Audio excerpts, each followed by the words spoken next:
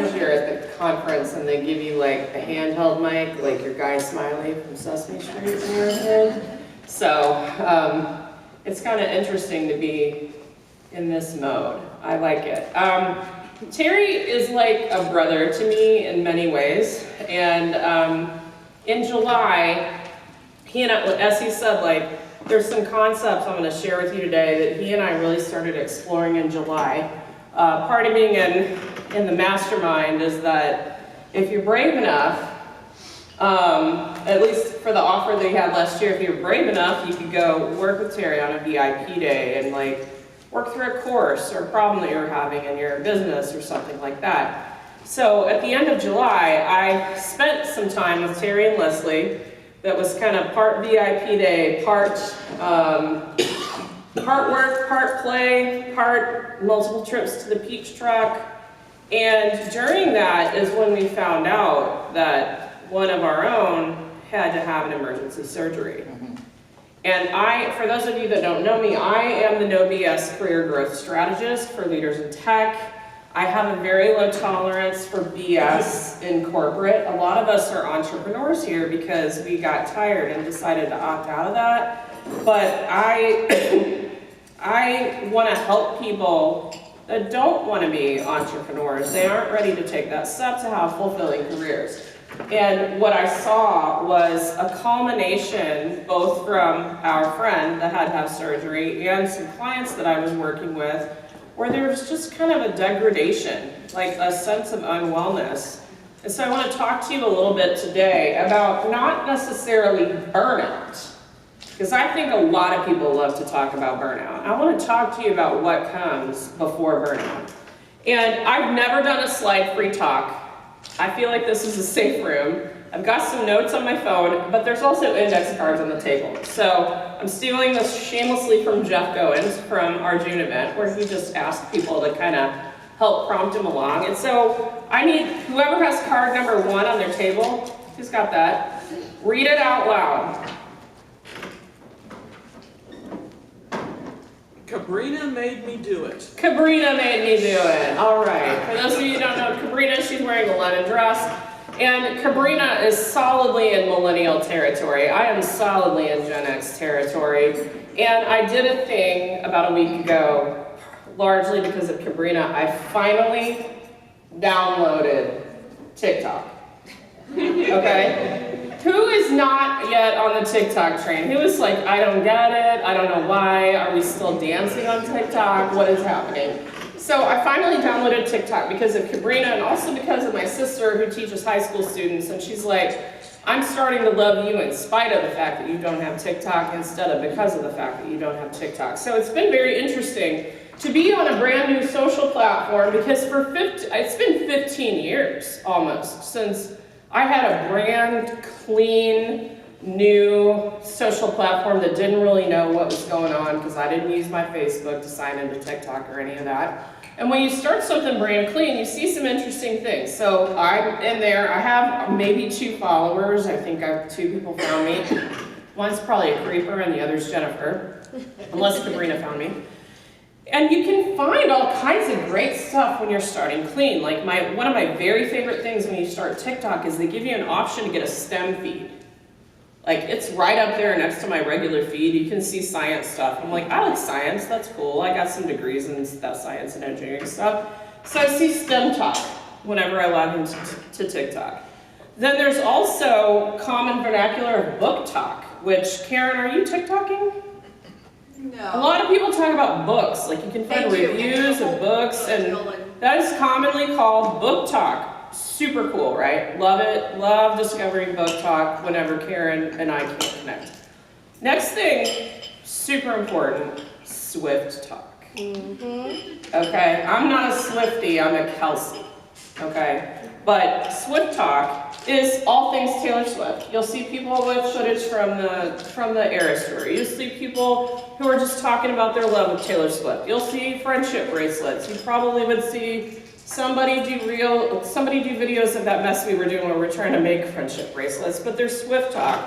If you want to hear my take on Taylor and Taylor Swift and Travis Kelce, you're gonna have to buy me a cocktail later. I'll tell you all my feelings about that. But basically, there's so many things to discover. And I really have been enjoying that, especially, tell me about number 2. Who has card number 2? I got it. Okay, card number 2 says what? Ancient history. Ancient history. Okay, on both Instagram and on TikTok, there's been a thing going around for a while. It started last year, it really picked up again this fall. And it is women taking videos of their menfolk asking them the question, how often do you think about the Roman Empire? Has anyone seen this? Okay, who here actually thinks about the Roman Empire sometimes? Bam, me too. So the trend behind this, the idea behind this is that men, apparently we're discovering via social media, have this interest in something that most people would call irrelevant. They don't think it matters. Because the Roman Empire fell like a really long time ago. I'm not a history major and I can't do dates really well, but it's like 5th century, Common Era. But the surprise in this that was happening is a lot of women were going to their boyfriends or their brothers or their husbands and saying, hey honey, how often do you think about the Roman Empire? And they'll be like, at least 2 or 3 times a week. Oh my God. Every day, once a month. And these women are like, I've been married to you for 17 years. How on earth do I not know that you have interest in the Roman Empire? So that's super cool, but it is really relevant to something that happens to all of us. So let me give you a little quick recap. This is part of the reason I have to have notes. The part of history where you learned themes, I was good at. The part where you learned dates, not so much. So the total timeline of the Roman Empire was about 500 years. So from roughly 47 BC to like 475 AD. That's a long time, guys. Like that's 2x the US, to give some perspective. But what I found super interesting when ChatGPT and I were talking about this is that the first 40 years or so was the inception and where a lot of the things got set up and were high growth and really kind of solidified the Roman Empire into being what we know of, which is one of the most sophisticated societies that's ever existed, except for if you believe in Atlantis. That's a different story. But we're talking about military strategy and engineering and complex social systems and all these things that didn't really exist before. The stage for that got set in the first 40 years or so. And then for the next 160 years, it was extending and expanding the way things do when they're kind of growing or getting to be flat, right? But what a lot of people don't realize is that of 500 years of the Roman Empire, about 300 of it was decline. It was steady decline at first, and then there was like a sack of Rome, and then sometime later, like the last emperor got deposed. That's a long time. 60% of one of the greatest empires, of the time frame of one of the greatest empires we've ever seen, was decline. And the thing with that is we don't see it. We don't see when we're in decline. So who has card number 3? I do. What does it say? It says, all of this has happened before, and all of it will happen again. Okay, who's a Battlestar Galactica nerd? Anyone? Okay, that's a theme in Battlestar Galactica. There were 2 shows. I'm only nerdy enough to have watched the second one, not the first one. But in Battlestar Galactica, there's this whole exploration of what it means to be, what humanity means. I can't get into that. Again, drinks. I'll pick Taylor and Travis or Battlestar Galactica. We can do it. But what I find so interesting behind the concept of all of this has happened before and all of this has happened again is that we are basically doing the Roman Empire to ourselves all the time. All the time. We don't necessarily have one fluid arc, but the Romans didn't know that's what was going on either. So in our lives, we basically have 4 stages.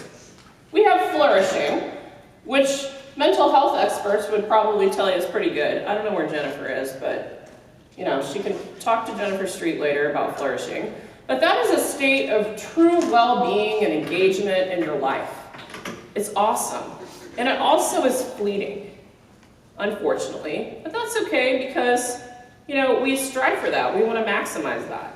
Then we have a stage that is called languishing. I can't remember the name of the person that originally coined the term languishing, but it was popularized in 2020 by Adam Grant. If you guys don't know Adam Grant, he's a very well-known organizational psychologist. He likes to say on his podcast that he's made a career out of studying how to make work suck less. I align very well with that. But in languishing, it's an absence of well-being. And when you have an absence of well-being in a busy life, you don't notice that anything is off. But statistically, people who are in a state of languishing, which is where you kind of feel meh. You know, maybe you're scrolling TikTok too much. Maybe you get to the point in your Netflix binge where Netflix asks you, like, do you really still want to keep watching this? Is that ever, that happens to me a lot. But what's so interesting about it is it doesn't feel bad. It feels to a lot of people like normal. And they end up, the research says that whether you're languishing today is a better predictor of whether you have major burnout or major depressive disorder or those kinds of things 10 years from now than whether you're actually depressed right now. That's good. Right? Like, that's scary. Because most of us probably spend a really significant part of our life in languishing. Next stage is what Terry and I kicked around a name for, and we came up with brownout. So when I talked to the internet, including my friend ChatGPT, about what happens before burnout, there's an official name for it called something like burnout prodrome or pre-burnout. Like those don't hit me the way the term brownout hit Terry and I when we were talking about this in July. Because brownout is that thing that happens when stuff is trying to slip. Sometime, when you think about the grid, was anybody part of the whole, and the grid shut down in February in Texas? Some people live there for that. I wasn't through that, but like some of my friends live there and some family members, and we watched that, and it was a hot mess. Occasionally, when like the power companies see that they're going to have an overload, they will do a proactive brownout. I think California sometimes does this on purpose, but most brownouts are an accident. So brownout happens when you're starting to slide, just like that, 250, 300 years of the Roman Empire, where it's just not right. You're starting to stutter. You're not at your best. That stage of brownout is the most dangerous stage, in my opinion, because things are actually bad, and yet we still often don't notice it until we completely collapse. And then burnout, of course, is the crisis state. So you can't actually be in burnout for very long before you just are done. Before you're just done. So I would rather pay attention to the 60% of the time that we're in languishing and that we're in brownout, because not just because of the potential for depression, the potential for breaking down, but it's a waste of your life. Think about it. We might have careers that are 40, 45, 50 years long, depending on how much we love what we're doing, how much money we need, etc. Do you really want to spend 30 years of that wasting it? No, I don't think that we do. So it can go in cycles too, and that's another part of the problem why we don't recognize it. Because that flourishing thing that happened at the very beginning of the Roman Empire, I'm pretty sure they thought there were spots of it all the way through. Oh, we have 5 years here and 10 years here that are good. For us, we might have 6 months that are amazing, followed by 2 years that are like, where we're not taking care of ourselves. So it goes in cycles, which means we have to be very aware. Number 4, who has number 4? What does it say? Iocane powder. Iocane powder. All right, where am I? What single most perfect movie in the world ever is what, Karen? The Princess Bride. The Princess Bride. One of the things about iocane? McNair, you caught up? I'm okay. Okay, good. So, iocane powder is, according to Wesley, One among the deadlier poisons known to man. And I'm of the opinion that languishing and brownout are among the deadliest poisons that are known to man. In The Princess Bride, sadly, there is no antidote to iocane powder, but there is an antidote to languishing and brownout, and that antidote is flow. Yesterday, Renee talked about being versus doing, and the way I think about flow is a state where, yeah, maybe you're doing something. Maybe I'm coaching someone, and it just feels so wonderful. I feel like I'm doing exactly what I'm put on the earth to do. Maybe I'm writing something, and I feel really passionate about it. I had that experience on Monday where I had a spontaneous kind of blog just come out of me about a really important topic. It's a sense of immersion and absorption. It's one of the reasons, honestly, why live events is so amazing. Because I don't know about y'all, not everybody's able to do this, but I tell my clients I'm closed. You know, I only check email once a day. I am here whenever I'm at an event. I'm here to learn and I'm here to serve. That state of immersion and absorption increases our sense of well-being, and it's just a hell of a lot more fun than feeling like you're walking through molasses.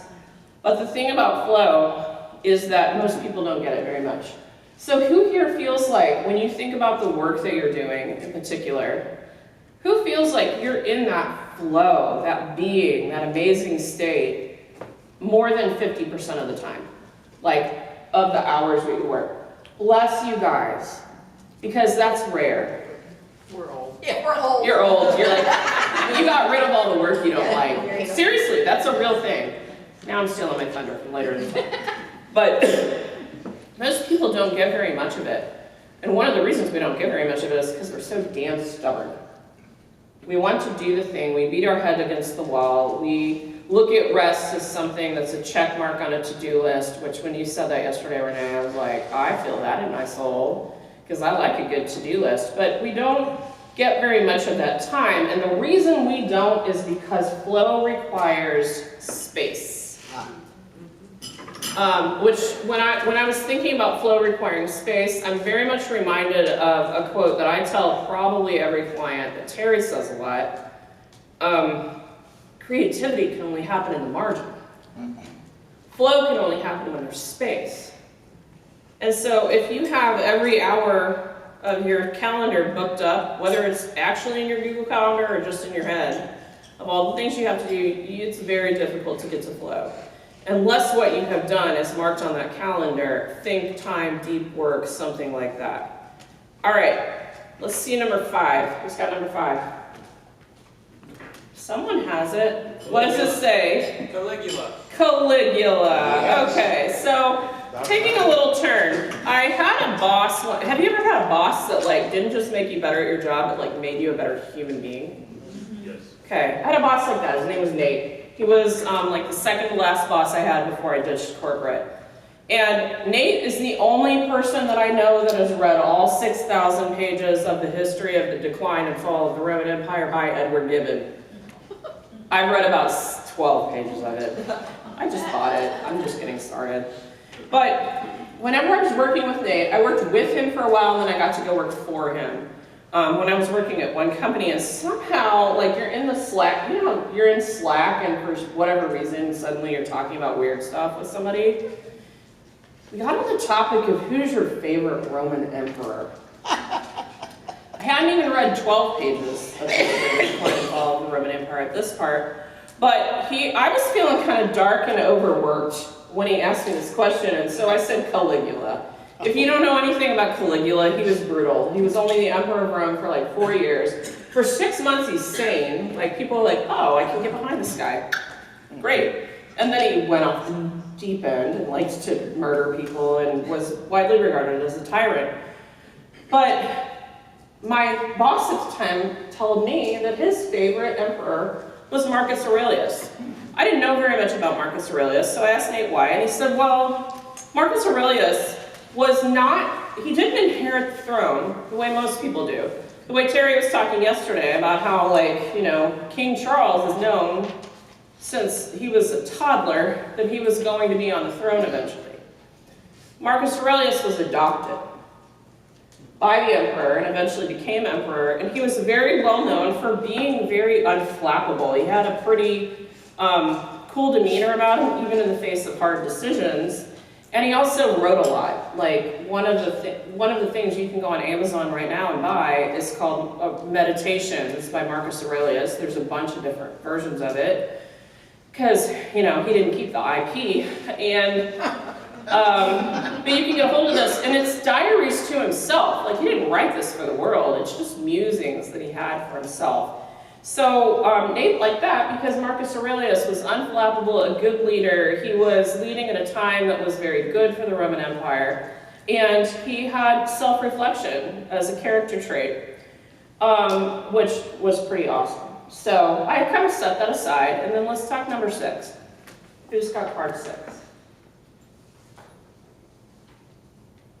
I have a 6th card. It says number 6. I do, sorry. That's okay. What's it say? Going on holiday. Oh, that's a perfect one for you to get. Travel Nation agent right over there, John Rogers. So a little while later, not too long later, like maybe 6 months or so, I actually had slipped from languishing to brownout, and I was dangerously close to burnout. And I started thinking back about this Marcus Aurelius thing that Nate talked about, and I asked him some questions again. And one of the things he reminded me of is that Marcus Aurelius is one of the leading voices of Stoicism. Does anyone know anything about Stoicism? So Stoicism is a philosophy that most people don't understand very well. When I tell people that I embrace Stoicism alongside other belief systems, like I'm on Team Jesus and things like that, they're very surprised because what most people think about Stoicism is that Stoic means no emotion. Stoic means you're buttoned up and serious all the time. I don't know everybody in this room really well. That is not me. I'm very active. I'm very dynamic. I'm very much trying to influence my life. Stoicism is not about not showing emotion. Stoicism is one way to think about the art of living well. And I look at it as a tool for an orderly mind and an orderly spirit in the middle of the crazy that is our life.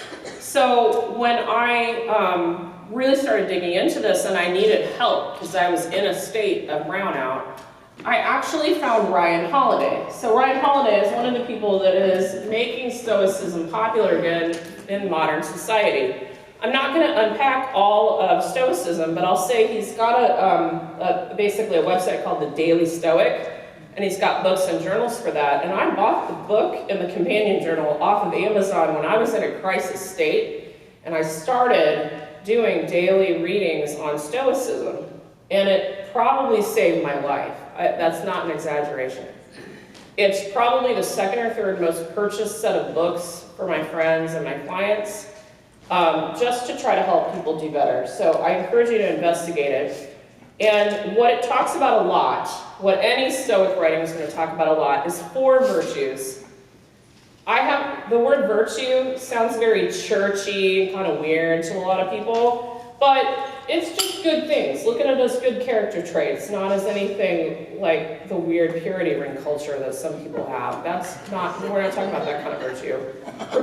We're talking about things that help you be better and more at peace in your life. The virtues are courage, wisdom, self-control, and justice. And so I started learning more about what those things mean, because to me, the way I think of them now is very different than what I thought of them then.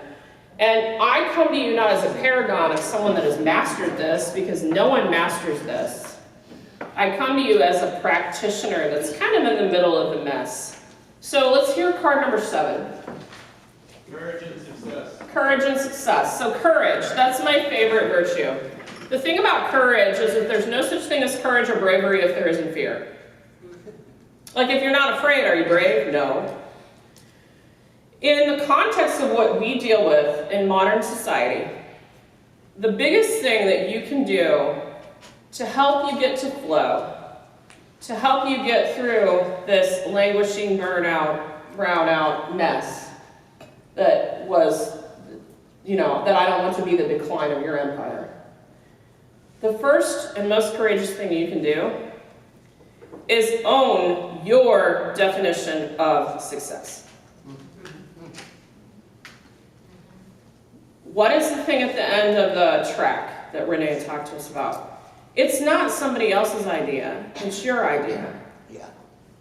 So for somebody, one person, that may be, I truly want a $10 million a year business. Awesome, good on you.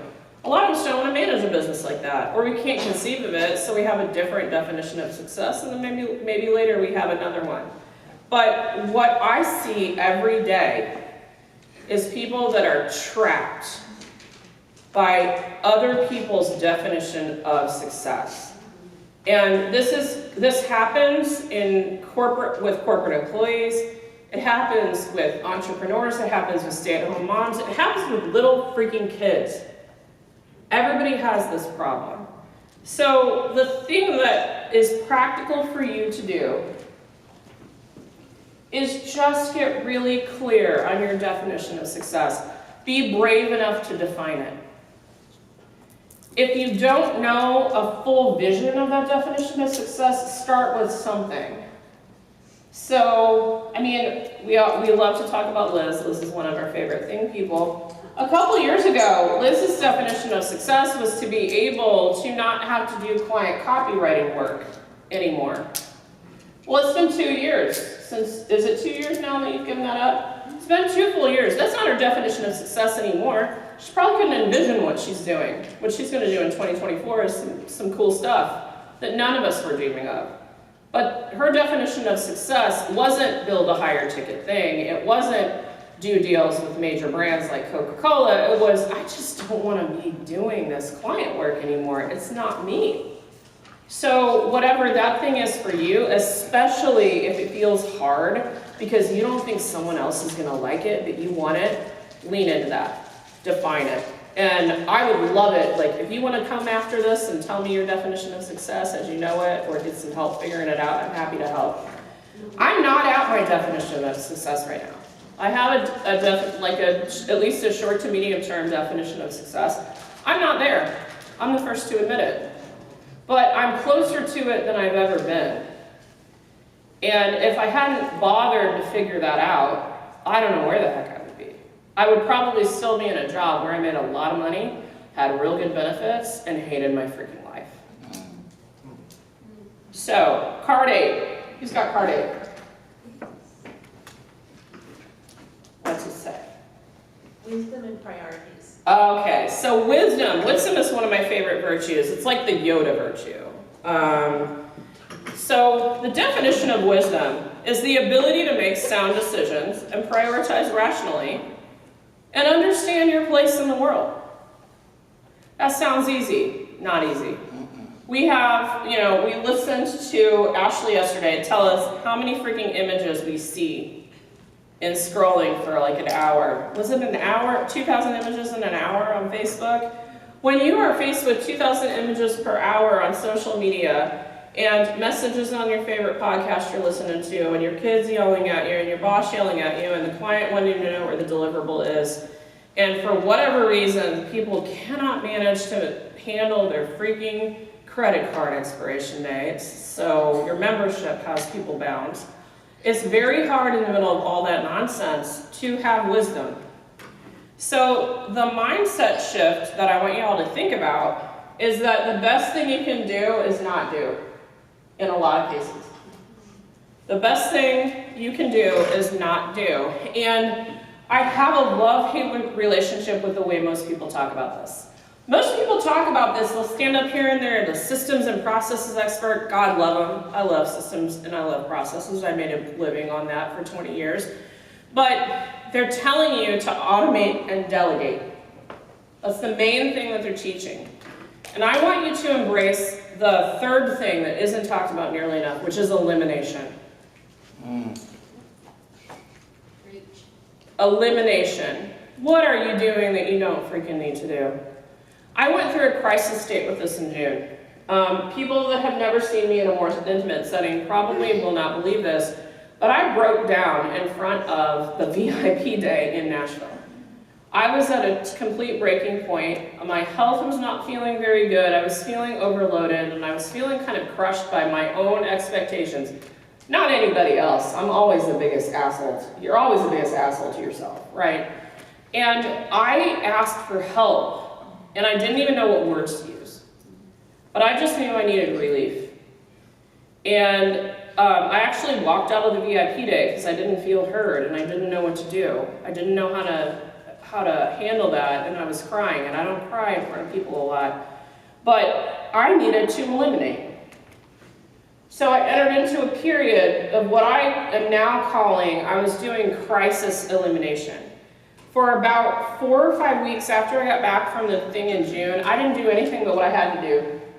So if I had a client meeting, I'm going to pour into the client. If I had some other obligation to someone that they'd already paid for, I needed to do it to drive revenue so I can do amazing things like eat and live indoors, then I would take care of it. Everything else fell by the wayside. And it was the best decision ever. So when I got settled a little bit, I recognized a practical technique that you all can use, that I use to this day. 5 months later, I'm still doing this every single week. And that is, look at what are your glass balls and what are your rubber balls. Have you guys heard of this? The people in the VIP room did, because Jennifer Street reminded me of it in the middle of the crisis. Your glass balls are the things you cannot drop or they will shatter.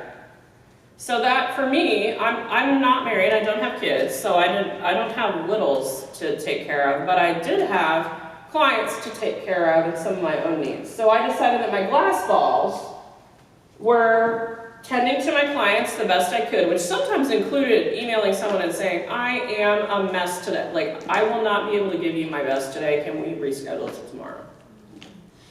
But being honest and vulnerable and doing the best that I could with the things that were my glass balls. So I also discovered some health issues in the last couple of years, so trying to manage that was a glass ball. If my house is too messy, I can't handle it. So, I just had my list of things. And I started a process where I make a list of things that I want to accomplish every week, and I divide it into glass balls, and I divide it into rubber balls. And the rubber balls are optional, they're a bonus. The trick with this, if you try to do it, your glass ball list should be short. Really, really short. Ideally, for me, I can fill pages with what my rubber balls would be, so I still have to prioritize that. But my glass balls could fit on a 3x5 card in any week, which is powerful for someone that likes to be doing all the time. So that's my deal on elimination. I challenge you to really evaluate, do you need to do what you need to do? And for those of you familiar with Clifton strengths, my number one Clifton strength is input, which is the hoarder gene. So when you're an input, you want to read all the books. Like, you're best friends with Karen Anderson because she brings you books twice a year whenever you visit the events that Morgan James sponsors. But I want all the books, I want all the websites, I want all the courses, I want all the things. I also want all the friends. Like, everybody in here, I hope I get to interact with you. I hope we're connected on LinkedIn and all the other places. I love to collect the people too. So for me, eliminating is hard, but when your number one strength is the hoarder gene, it's really, really hard.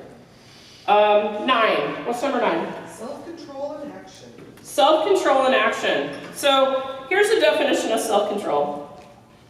Self-control is exercising control over one's desires and impulses, avoiding excess, and achieving balance in a disciplined life. That sounds boring. Ugh, gross. I don't like that. I'm an Enneagram 8 too. I don't like when people control me.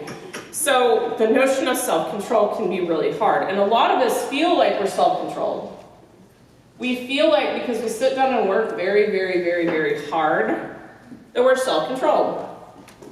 We show up, we do the thing, we hit the client deadlines the best that we can. But the mindset shift I want you to think about is a little bit different. While most of us are doing all of the things, we are under it all, sometimes without even realizing it, trying to control outcomes. outcomes can you actually control? None. You know what the Stoics tell you that you control? The only thing you can control is what's going on between your ears. You can't even control your body, because what if your body decides that it would like to have a couple of autoimmune disorders that zap you to the point where you need to take a nap in the middle of the conference you've looked forward to for all year? That happened to me 2 years ago. I missed about a third of the thing because I needed naps. So all you can control is what's in between your ears. That's a small space. Well, I have a big bucket head, so it's bigger for me than it is for a lot of people. And I want you to think about that, because you can't control outcomes, but what you can control and influence is what you do and how you think about things. So the practical thing that I want you all to do is to build your processes, your success celebrations, all of those things, not around the outcome, or not just around the outcome. Like, I'm fine if you celebrate an outcome, but don't only celebrate hitting a revenue target or signing clients. Also celebrate the fact that you have the balls to call the sales lead for the consulting deal that scared the hell out of you to even propose back. Or the fact that you have struggled to get your blog out and you managed to do a weekly blog for a month. That's on you. You were able to do that. You were able to leverage things. Make sure that you are thinking about what you can and can't control. And if you ever have angst, think about this question. Can I actually do anything about that? I deal with this with people in the middle of job search all the time. Job search is the most busy work-filled thing that I know that people do, because there's this thing on LinkedIn that is the devil. It's called easy apply.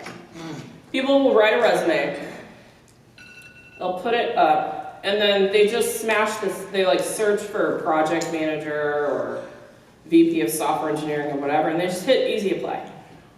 You know, they'll apply to 50 things a day, and they'll tell themselves that they're searching for a job. And what they're doing is not searching for a job. They're avoiding actually doing the hard work to search for work that they like. I see that every day. There are equivalent things that we do. A lot of people distract themselves with short form video, which is why it's a big deal. I even considered downloading TikTok. You know, I haven't wanted to make short form video. I haven't been interested in that because I recognize it's not the right time in my business. So if you can look at a thing that seems fun, if you just want to do it for fun, fine. But don't distract yourself from the real work by hitting the easy apply button and hoping that your dream job or your dream client comes up. Don't do it by scheduling 2-3 reels a day and expecting a high ticket client in your inbox, because that's not really how that stuff works. Number 10.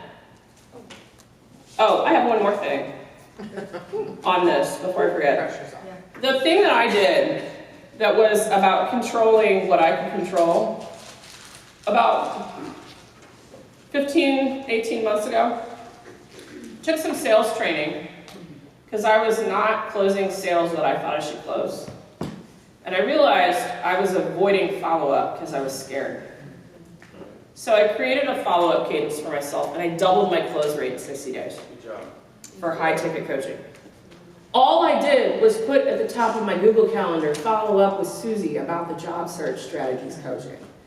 And I said to myself, this is how many times I'll follow up, this is what I'm going to say, and that was it. Doubled my close rate. So, number 10. Justice and boundaries. Okay, justice is a cool virtue. So here's the definition of it. Justice is treating others with fairness, kindness, and respect, and acting in ways that promote greater good and societal harmony. And the interesting thing about justice is it's the only one that's externally focused of the virtues that we've discussed. Everything else is internal. Nobody even necessarily knows about your courage, your self-control, or your wisdom. But they darn sure recognize that when you are acting in an unjust manner. And one of the biggest things that we do that is unjust is we avoid managing expectations. So the mindset shift I want you to think about is actually around boundaries. Or another word I really like for this is policies. The term boundaries can get very loaded, and it feels very uncomfortable for some people. But boundaries, a lot of times people feel are rude. That's the one misconception about boundaries. If I have a boundary, it's rude for me to have that boundary. Well, that's nonsense. Most of the time. Go to Reddit, Am I the Asshole will tell you. But boundaries, if you need a boundary, that's not inherently rude. It is far ruder to have a boundary in your head that you don't tell other people about and then you get all pissed at them and act passive aggressive than it is to have a boundary and explain it to them. Whatever it is. My boundary that I developed recently is that I will not speak at a for-profit event unless I have an opportunity to sell. That's not unreasonable. I don't even always choose to do it. But if you want to put me in front of your for-profit event to teach your people so that you can look good, so that you can make money, you better pay me.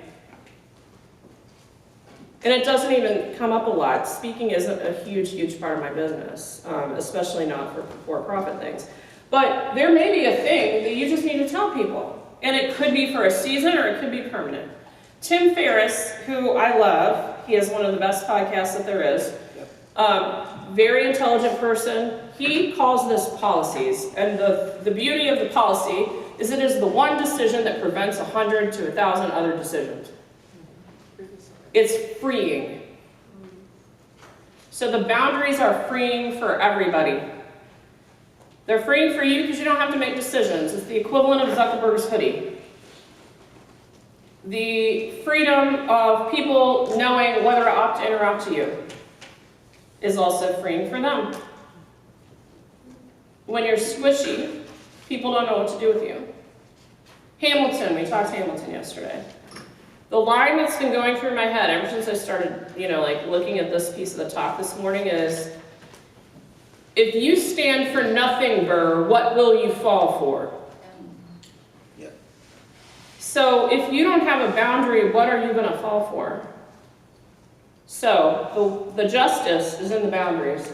It's just to you and it's just to others. And you can build from that. We didn't get into entrepreneurship because we thought we were going to well, maybe we did if we were naive, but we didn't get in there. The people that have done some research and been around for a while are not in here because we think we're going to make $1 million and have twice as much income and flexibility immediately as we did when we were in corporate. Maybe that payoff will happen for us. Maybe that payoff isn't even important to us. That might not even be what we're chasing. But everybody has something that they need to be firm on, even if it's with themselves. All right, 11. The common thread. So the common thread. I was writing this talk on index cards when I was staying with Liz this week. And I took a break because we were going to pick up her daughter Chelsea from school.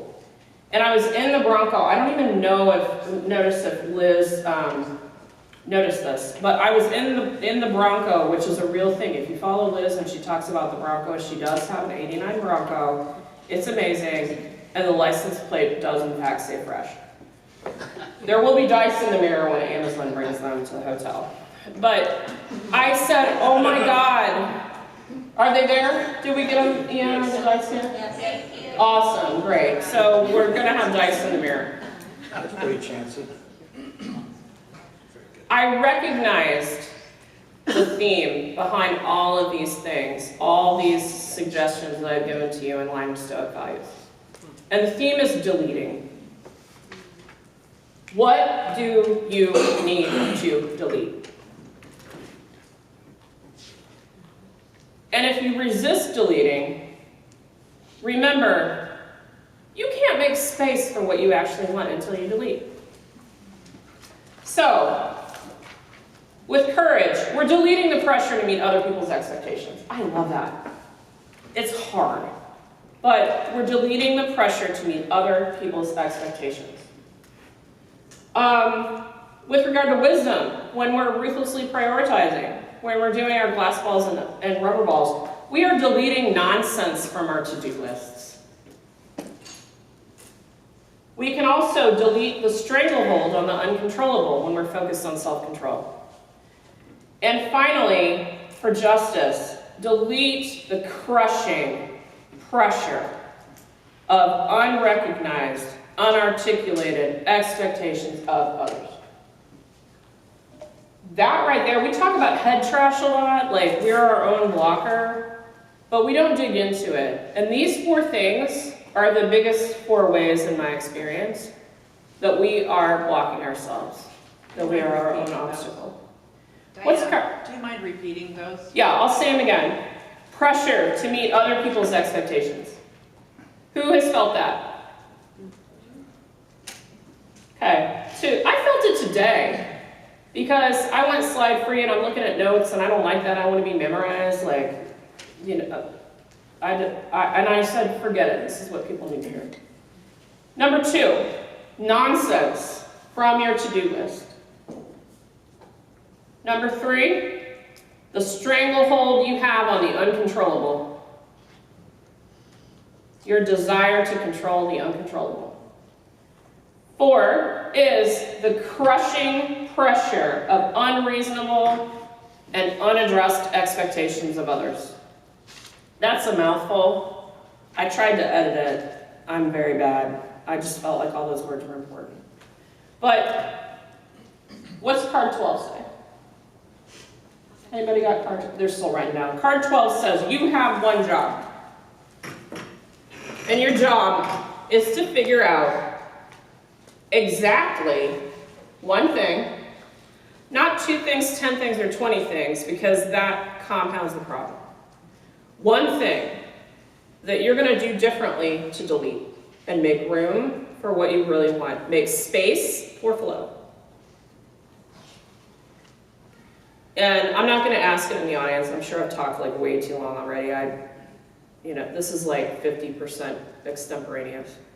But if you want to come tell me later, or come tell a neighbor, or text a friend that's an accountability buddy, the thing that you are going to delete, I would love to hear what that's going to be. For me, what I'm deleting, when I get home from the thing, I'm deleting literally everything that is not serving a client for at least the rest of the week after I get home. And then after that, I may actually delete for, the 6 weeks between then and the end of my year. I take two and a half weeks off around Christmas. I may delete taking sales calls because the pressure of trying to land a client and like be impressive and all that kind of stuff that you have to do whenever you're trying to land a client and explain, solve their problems and make them want to spend money. It's kind of, the payoff for that could be great, but it also, having to focus on that, could jeopardize my 2024. If I have some time at a slower time of year to plan how to make progress on the book, how to make, products, how to make myself in a better state of being, it's worth missing out on a few clients at a slow time of year. So that's my personal thing that I'm going to be deleting is, the expectation to sell a ton in Q4. So what are you going to delete so that you can have space, so that you can have flow? Pick one thing. That's it.